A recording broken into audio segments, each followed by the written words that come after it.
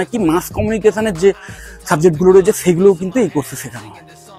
তার ফলে হয়ে যাচ্ছে কি তুমি একটা প্রেজেন্টেবল হয়ে উঠছো, যেটা কিন্তু এখন যে কোনো কর্পোরেট সেক্টরে কাজ করার জন্য ভীষণ দরকার।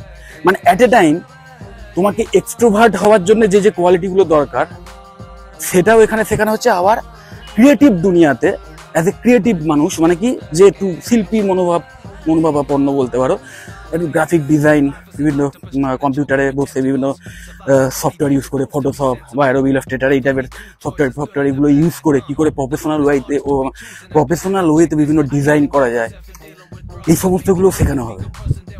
তার ফলে হচ্ছে কি একটা পারফেক্ট ব্যালেন্স তোমাদের মধ্যে তৈরি হয়ে যাবে, যার মাধ্যমে তোমরা কিন্তু কর্পোরেট সেক্টরে একদম চাকরি করার জন্য জব রেডি হয়ে উঠবে।